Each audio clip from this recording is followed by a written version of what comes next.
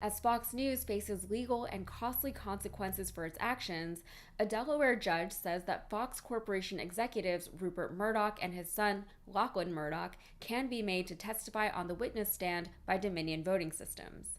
The Delaware Supreme Court Judge Eric Davis said, quote, "If Dominion wants to bring them live, they need to issue a trial subpoena, and I won't quash it. Both parties have made these witnesses very relevant."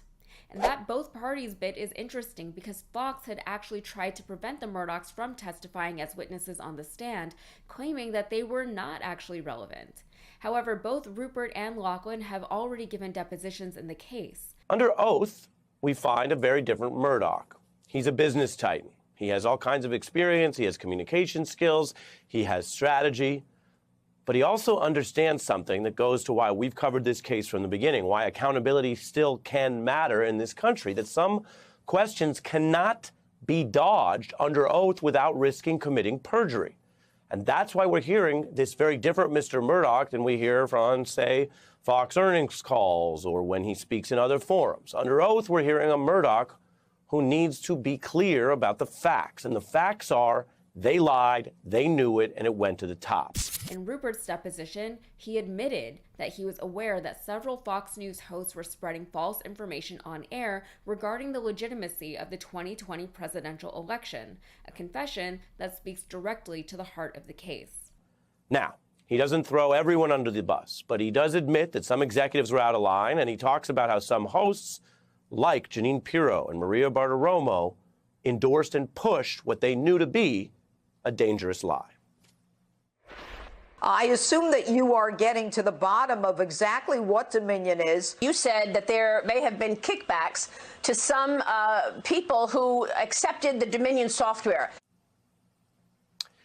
There's also the question of accountability. This is a case that is about lies. It's about the reaction to those lies, and it's also about how, according to the plaintiffs who are suing Fox, they say they have the evidence that shows Fox News, after it discovered lies and after it knew what it was doing, it continued to do it. Fox News is putting up a good fight here, even though things aren't looking too good for them. The revelations that have come out in discovery, specifically the treasure trove of incriminating text messages between Fox News hosts and executives, have already done significant damage to the network's image and credibility among its audience. A whopping 21% of Fox News viewers said that they trust the network less now after seeing those text messages. Honestly, it probably could have been a lot more than 21%, but that's not bad for this particular audience.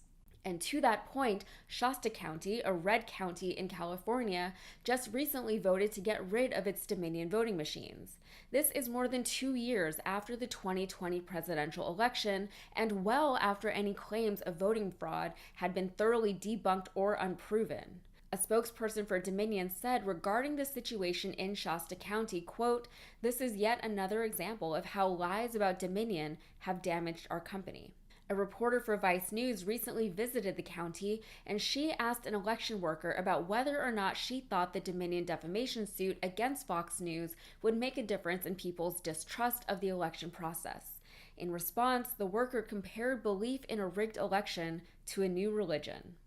And with religion, you get blind faith, belief in something that you can't see or prove, belief for the sake of belief because someone told you to believe.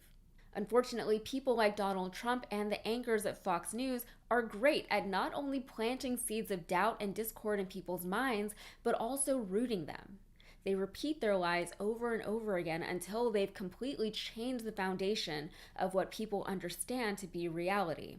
They don't need to provide proof for their lies because the people they're manipulating aren't asking for proof.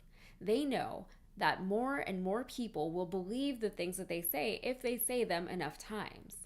And it's interesting because for as much as the right is fighting against so-called wokeness as a matter of principle, they talk quite a lot about their own great awakening. It's like they start off on the path of, oh, there might be some things going on that I don't know about, which is obviously the case for all of us. I would hardly call that an eye-opening realization, but instead of using that awareness to seek more knowledge on a topic, that awareness is almost immediately hijacked and redirected by the same people who put the doubt there in the first place. What could have been a healthy dose of skepticism in systems, leaders, and beliefs instead becomes an irrational fear and distrust of practically everything outside of what little they choose to allow in.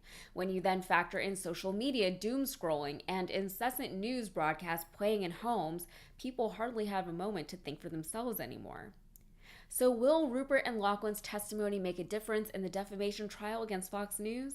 I think it could make a difference to the trial itself, and if Fox News is found guilty, I think it could impact the way the network presents news in the future. But for those who are already down the rabbit hole of unknowing, I don't think it'll make much of a difference to them. I mean, they probably think the Murdochs are being blackmailed by George Soros or someone? I don't know. All right, that's it for me. If you get anything out of this, please like and subscribe to the channel and be sure to follow me on Instagram and TikTok.